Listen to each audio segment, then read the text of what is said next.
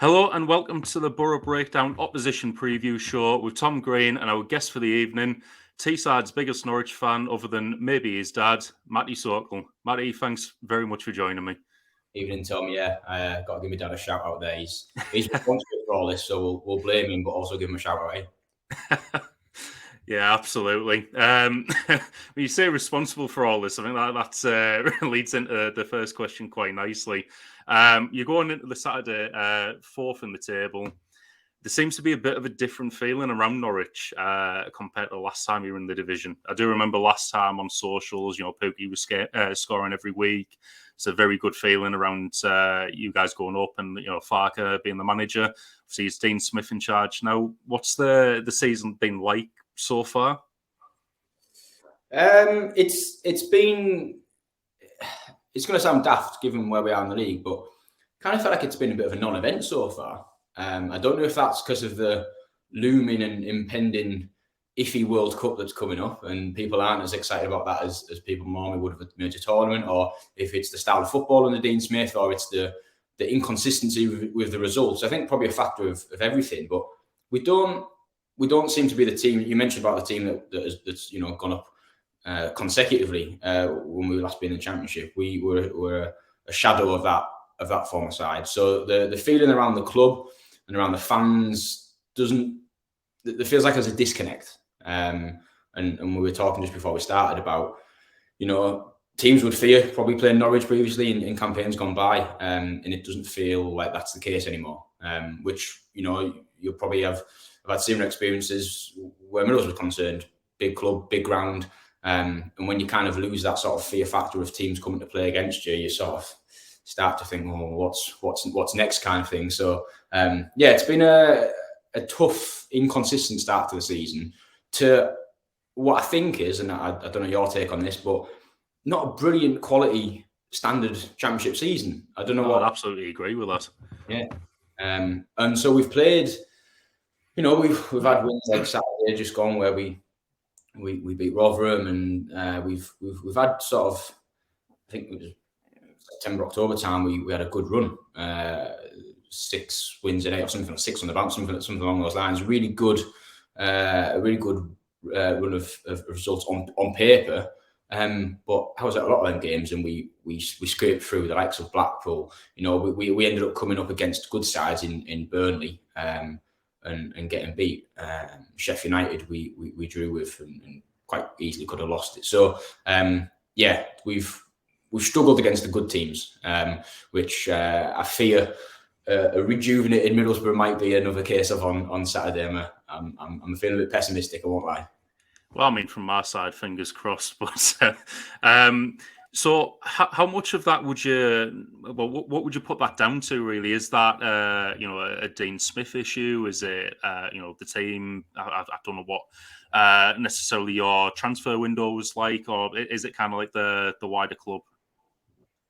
It's a really good question. I think I believe. Well, we'll start on Dean Smith. I believe, obviously there was a lot of affection and love for Daniel Farke and what he did at the club. Rightly so. He's absolute legend, and doing well now with Borussia Mönchengladbach. But as far as Dean Smith's concerned, he was brought in to keep us in the Premier League with the hope that if he couldn't do that, we would bounce straight back up. Now, obviously, we're only in the middle part of November, and we've got this break coming up. But I don't think we're going to go up under Dean Smith. So I think a lot of the responsibility does have to lay at his feet. The football's not great, I'll be honest. I don't know what your take on Aston Villa was when he was there, but they didn't play.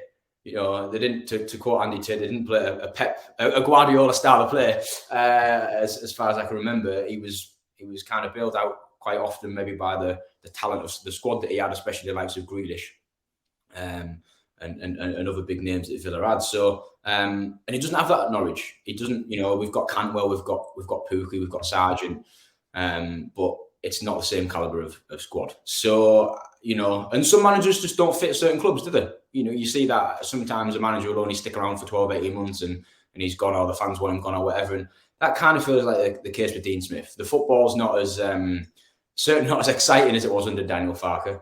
And the feels like there's becoming or has become quite a big disconnect between the fans and the club as a result of some of the decisions that have been made. And I think there's probably bigger problems as well with the sporting director. Stuart Webber's had a lot of praise, and some of the scouting staff. I know also there's that link with Middlesbrough as well with Kieran Scott. Is it?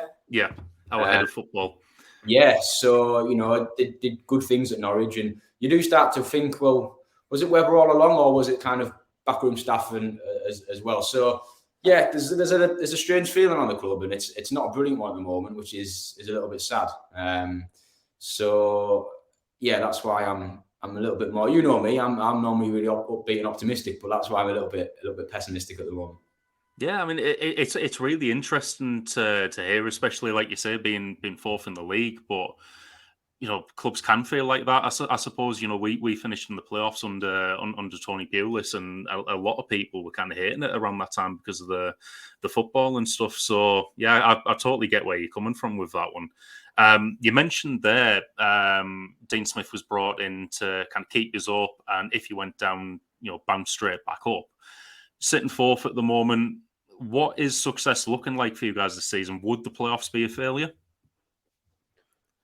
No. The style of football that we're playing and the way that we're scraping results. When we went on this winning streak that I mentioned earlier, it was very much just papering over the cracks. We weren't playing really, really decent sides, and we weren't playing good football, and we were getting quite lucky wins, which you start to say, every now and again, a sign of a good team is a team that wins without playing very well. But you can get away with that, during the course of a season or of a couple of games, but not when it's kind of every week. Do you know what I mean? I've seen every game, and I've been at a lot, and it's kind of one of them where you think, does the playoffs, does the position that we're in the playoffs, does it do us justice?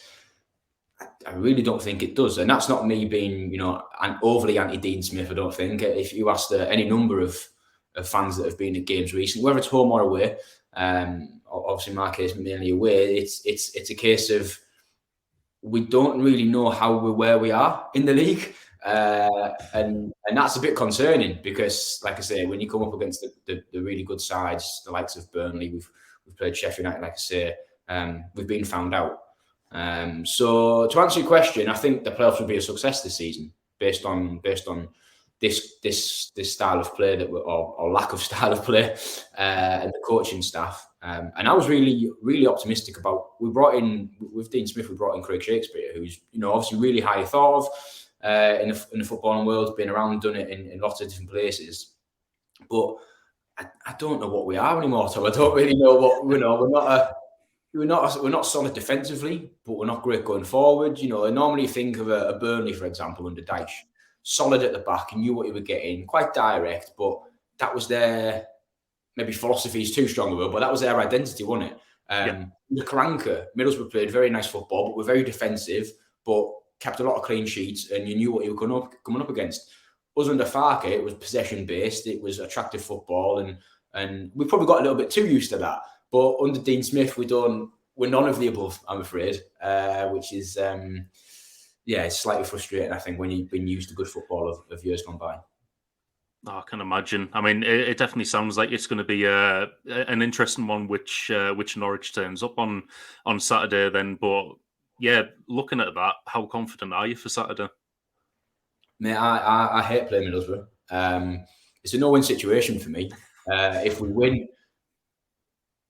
Do you know what I mean? It's if we win, we win, and everyone's mates are normally fairly quiet about it if we win. Do you know what I mean? But if we lose, thankfully we've got a good record against Middlesbrough, the last sort of 5 or 6 years. But if we lose, it's kind of just bury your head, avoid as much interaction as possible. When I go to play football on Sunday morning, it could be a painful experience. Do you know what I mean? But in all seriousness, I'm not looking forward to the game at all.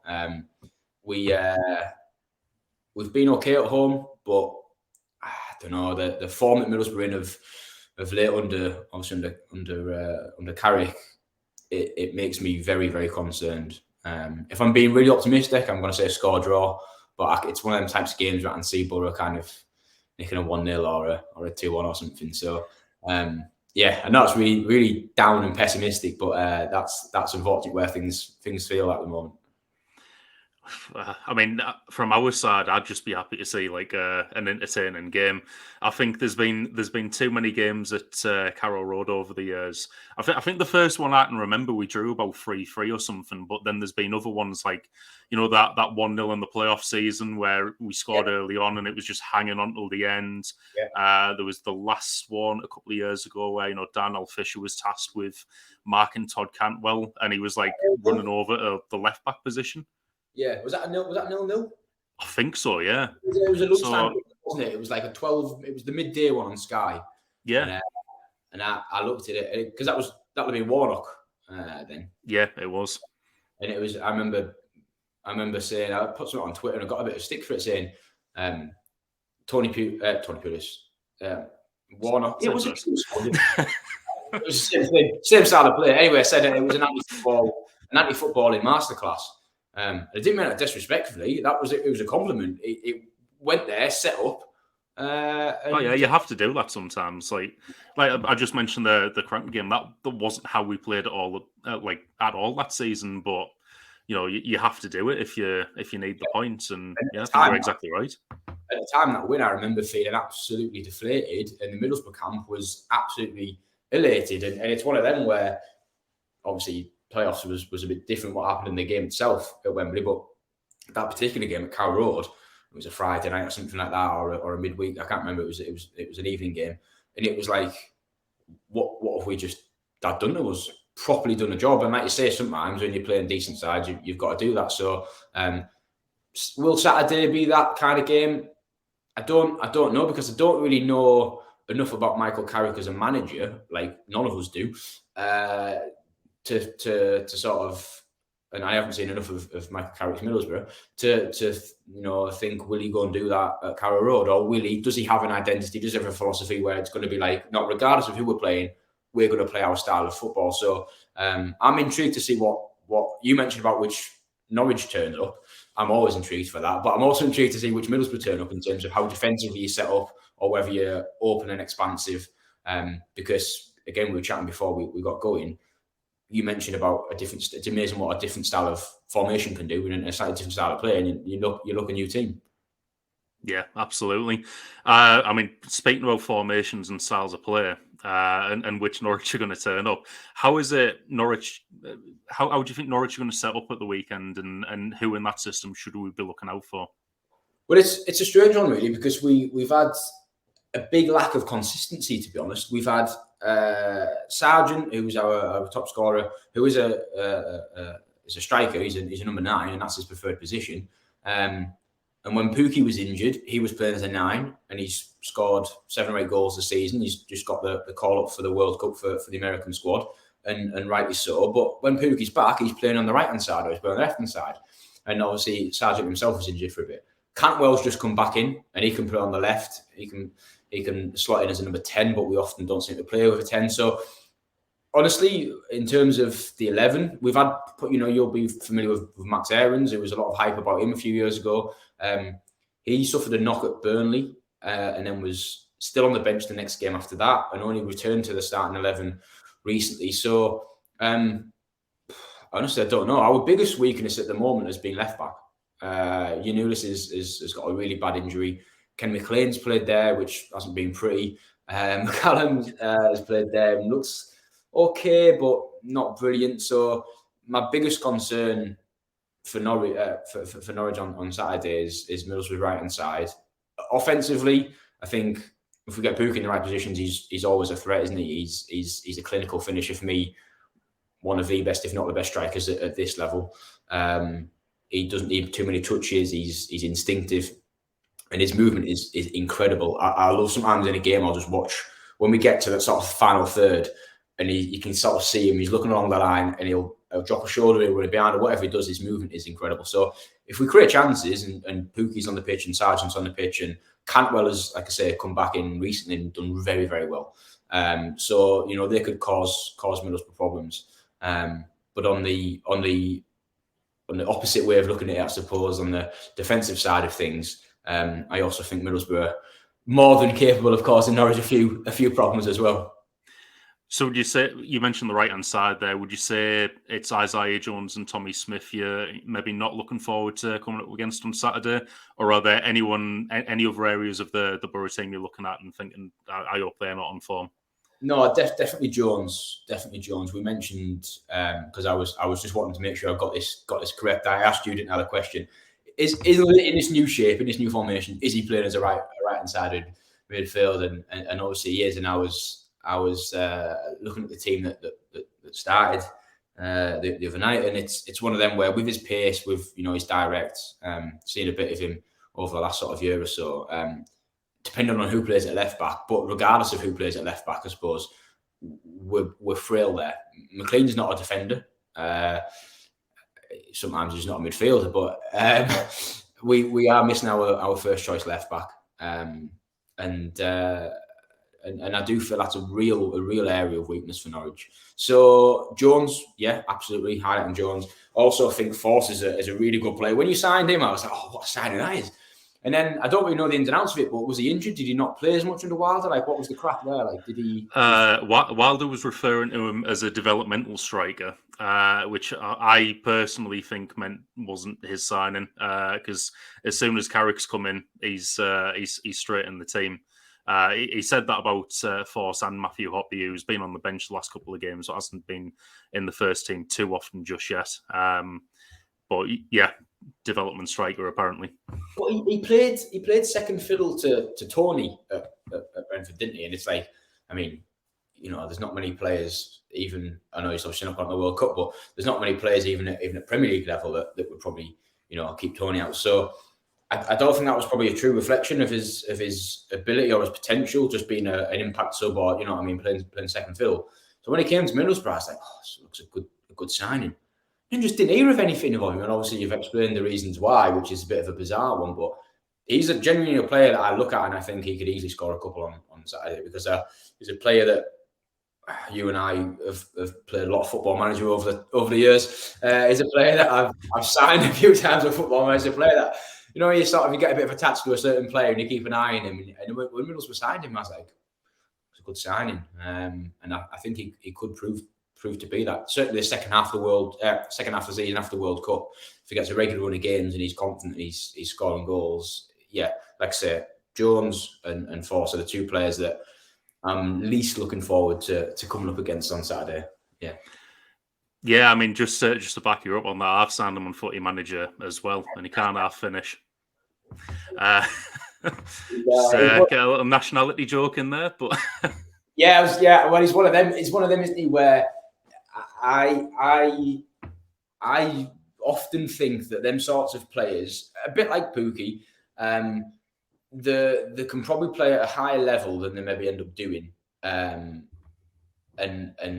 until they get, some players just have a club that they find and it fits. And whether that will be Middlesbrough for him, I don't know. But certainly like us with Pookie, whereby he didn't do brilliantly at Celtic. He didn't, he'd been around a lot of clubs beforehand, and we signed him, and everyone was like, "Oh, have we signed him?" But like, if he's one of them where, not that I'm trying to be big head or anything like that, but he's one of them where you think, "Oh no, seeing him on Football Manager, he's gonna be good." Not that he can be like too much on Football Manager, but no, I get the same impression with Force. I think he's probably got a lot of good stuff to offer Middlesbrough in the second half of the season. Yeah, I'd absolutely agree with that. But last question anyway, looking ahead to Saturday's game, we always ask for a prediction. What are you thinking? I know you said score draw earlier. Just don't lose. And if we do, I'll drive down to Norfolk and pack Dean Smith's bags for him. But my heart says 2-1 Norwich. But my head, score draw. But I've said that about the last few games. Sheffield United was 2-2. The recent game at Rotherham was 2-1. So I feel we've probably got goals in us, but we also leak goals. So 1-1 or 2-2, I'm thinking. And if it's a Desmond, then so be it. It's not the end of the world. You know what I mean? I'm not. As long as we don't lose, Tom. I'll certainly be burying my head if we do. Well, you know what? I have to agree with you on the 1-1. I think that's man for the weekend. I've said 3-0 on the last couple of predictions we've done for Hull and Blackpool, and very nearly came off at Hull, did at Blackpool. I really should start putting money on them, but I haven't been. Just never bet on Boro. But yeah, I look at Carroll Road and I never see anything other than a score draw or us getting beat. So yeah, I think 1-1 just to go into the World Cup break, hopefully on a little bit of a high. But yeah, that's all for tonight. Thanks for joining me, Matty. No, thanks for having me. Yeah, and hopefully the best team wins. But hopefully, more importantly, I don't get too much abuse on Sunday or next week. Fingers crossed, mate. Cheers, mate. This was your opposition preview show, Up the Boro Breakdown.